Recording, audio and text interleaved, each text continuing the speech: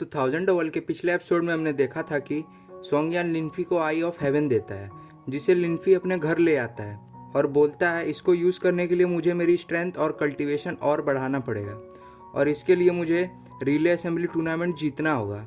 और अब आगे तो एपिसोड के स्टार्टिंग में हमें मास्टर रू दिखाए जाते हैं जो लिनफी के लिए वेपन रिफाइन कर रहे थे और वह फाइनली एक स्वॉर्ड को रिफाइन कर लेते हैं। जिसके बाद वहाँ लिनफी आता है जो उस स्वॉर्ड को देख बहुत खुश होता है। तब मास्टर रू लिनफी को बोलते हैं तुम इस स्वॉर्ड का नाम फीनिक्स स्वॉर्ड रखना, जिस पर लिनफी बोलता है ठीक है। तभी लिनफी उस फीनिक्स स्वॉर्ड को अपने बॉडी से जोड़ लेता है, जिसके बाद उस फीनिक्स स्वॉर्ड में से एक फीनिक्स बाहर आती है, जिसे देख मास्टर रू बोलते हैं मैंने बहुत सालों बाद मैंने फाइनली एक स्वॉर्ड बना ही ली जिसकी अपनी एक स्पिरिट है। फिर वह फिनिक्स स्पिरिट वापस स्वॉर्ड में चली जाती है। तब लिनफी मास्टर रू को ग्रीट करता है और बोलता है मैं आपका कर्जदार हूँ, जिस पर मास्टर रू बोलते हैं इसकी कोई ज़रूरत नहीं है, ये तो मेरे लिए ऑनर का काम था। फिर लिनफी बोलता है मास्टर रू क्या आपने फायर ड्रैगन बोल्ट टेक्निक के बारे में सुना है? तो मास्टर रू बोलते हैं हाँ, ये टेक्निक बहुत फेमस है, लेकिन ये टेक्निक तो खो गई थी, पर मैंने इस टेक्निक की एक कॉपी बनाया है, लेकिन वो इनकम्प्लीट है और लेजेंड की माने तो इस टेक्निक से तुम फायर कंट्रोल कर सकते हो। तब लिनफी बोलता है ये टेक्निक मैंने गलती से खोजा था, जिसके कारण मैं फर्नेस से सही सलामत बाहर आ गया। फिर लिनफी मास्टर रू के कॉपी किए हुए टेक्निक में कुछ चेंज करता है, जिसे देख मास्टर रू बोलते हैं हाँ अब ये टेक्निक कंप्लीट है और बहुत खुश होते हैं और वह लिनफी को इसके लिए थैंक यू भी कहते हैं, जिस पर लिनफी बोलता है इसकी कोई ज़रूरत नहीं है। तब मास्टर रू लिनफी को बोलते हैं तुमने आज मेरे लिए बहुत बड़ा काम किया है, इसलिए तुम मेरे किसी भी मैजिक वेपन को ले जा सकते हो। जिस पर लिनफी बोलता है मुझे कुछ और चाहिए और वह बोलता है कि मैं आपके मोजाइन पीक के dark steel by line area में जाना चाहता हूँ, जिससे मैं वहाँ के एडमेंट एनर्जी का यूज़ कर कुछ दिनों तक कल्टीवेशन करना चाहता हूँ। जिस पर मास्टर रू बोलते हैं बस, और वह लिनफी को टेलीपोर्ट कर वहाँ ले आते हैं, जहाँ लिनफी बैठकर कल्टीवेशन करने लगता है और मास्टर रू अभी लिनफी के बताए फायर कंट्रोल टेक्निक को पढ़ रहे थे। लेकिन हम देखते हैं कि लिनफी की बॉडी वहाँ के हैवी एडमेंट एनर्जी को तेज़ी से एब्जॉर्ब करने लगता है, जिसे देख लिनफी मास्टर रू को हेल्प के लिए पुकारने लगता है, जिसे सुन मास्टर रू तुरंत ही लिनफी को एक शील्ड से कवर कर लेते हैं, जिससे वो एनर्जी का फ्लो लिनफी के बॉडी में जाना रुक जाता है। तब मास्टर रू लिनफी से पूछते हैं कि तुम ठीक हो? तो जिस पर लिनफी बोलता है मुझे लगा कि आज मैं मर गया, लेकिन तभी वो शील्ड उस एनर्जी को ज़्यादा देर तक नहीं रोक पाती है और वह टूट जाता है और वह एनर्जी लिनफी के बॉडी में फिर से एब्जॉर्ब होने लगता है, जिसे देख लिनफी मास्टर रू से बोलता है कि आप अपना फायर मेरे ऊपर यूज़ करिए।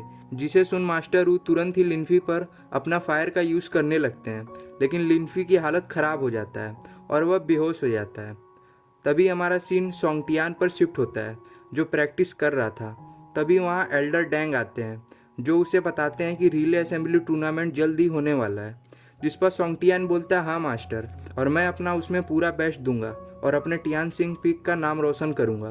तब एल्डर डैंग वहाँ से जाते हुए बोलते हैं तुम अपना ख्याल रखना, जिस पर सोंगटियान बोलता है मुझे क्या हो सकता है जब तक मैं आपका पोजीशन ना ले लूँ।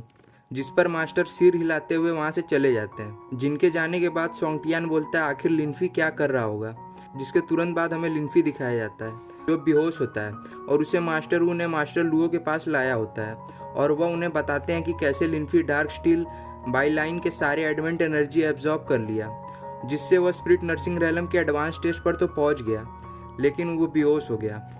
जिसके बाद मास्टर लुओ लिनफी को चेक कर बताते हैं कि इसकी मेरिडियन वीक है और इसकी बॉडी भी इंटरनली इंजर्ड है।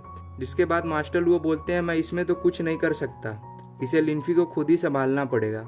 जिस पर मास्टर लुओ बोलते हैं आप लिनफी का ध्यान रखिए, तब तक मैं अपने सीनियर को इसके बारे में पूछता हूँ। तब मास्टर लुओ बोलते हैं ठीक है, तब तक मैं लिनफी की बॉडी को स्टडी करता हूँ कि इसे आखिर हुआ क्या है। जिसके बाद मास्टर लुओ वहाँ से चले जाते हैं। तभी हमें लिनफी दिखाया जाता है, जिसे जब होश आता है तो वह अपने आप को अपने पिछले लाइफ के स्वॉर्ड कलेक्शन पवेलियन में पाता है, जहाँ वह सीनियर भानु को देखता है जो उसे डंपलिंग ऑफर करते हैं, लेकिन वह डंपलिंग ब्लड में चेंज हो जाता है और लिनफी को अजीब आवाज़ सुनाई देने लगता है। जिसके बाद वह अपने सेक्ट के मरे हुए लोगों के ग्रेव के पास पहुंच जाता है, जहां चेन आकर लिनफी को कैद कर लेते हैं और वह अभ्यास बैटल फील्ड ग्राउंड में आ जाता है और लिनफी के सामने अभ्यास एम्परर होता है, जिसे देख लिनफी बोलता है यह सच नहीं हो सकता। तब अभ्यास एम्परर बोलता है तुम्हारे सेट के सब लोग मारे गए, पर तुम जो कल्टीवेट नहीं कर सकते बच गए, और वह लिनफी का गला दबाने लगता है और बोलता है तुम्हें दर्द तो हो रहा है? जिस पर लिन्फी स्माइल करता है और बोलता है तुमने अच्छी एक्टिंग की, मुझे तो तुम पर यकीन ही हो गया था। और वह अब्यास एम्परर पर अटैक कर उसे पीछे भेज देता है और चैन को तोड़कर अब्यास एम्परर को अपने स्वॉर्ड से मार देता है और बोलता है असली अब्यास एम्परर इतना बात नहीं करता। जिसके मरते ही वह जगह फिर से चेंज हो जाता है और लिन्फी के सामने उसका ईवल रूप होता है जो गायब हो जाता है और लिन्फी के बॉडी से बाहर आता है और वह दोनों के बीच में फाइट स्टार्ट हो जाता है, जहाँ हम देखते हैं कि ईवल लिन्फी हमारे लिन्फी पर भारी पड़ रहा था और वह बोलता है कि जो तुम कर सकते हो वह मैं भी कर सकता हूँ। इस पर लिन्फी बोलता है भले ही तुम मेरे जैसे पावरफुल हो लेकिन रहोगे तो एक इल्यूजन ही, और वह ईवल लिन्फी पर अटैक कर उसे नीचे गिरा देता है। जिसके बाद जब लिन्फी उस ईवल लिन्फी को मारने जा रहा था तब वह सीनियर भानु का रूप ले रहा था तो कभी लिन्फी के मास्टर का रूप ले रहा था, लेकिन लिन्फी उसे मार दे रहा था लेकिन वह बार बार वापस आ जा रहा था। जिसे देख लिन्फी बोलता है तुम मेरे पास्ट की मेमोरी के साथ मत खेलो। जिसके बाद वह उसके स्टमक में अपनी स्वॉर्ड दे मारता है और तभी वो अपने असली रूप में आ जाता है। जिसके बाद उसके ऊपर युआंग यांग लाइट पड़ने लगता है, जिस पर वो ईवल लिन्फी बोलता है यह तो ईवल एनर्जी को डिस्ट्रॉय करता है। और जिसके बाद हम देखते हैं कि ईवल लिन्फी मरने लगता है और उसकी बॉडी भी डिस्ट्रॉय हो जाती है और हमारा लिन्फी भी बेहोश हो जाता है। जिसके बाद हमें वहाँ मास्टर लुओ दिखाए जाते हैं और यहाँ पे हमारा ये एपिसोड ख़त्म हो जाता है और इसका नेक्स्ट एपिसोड मैं जल्दी से जल्दी अपलोड करूँगा।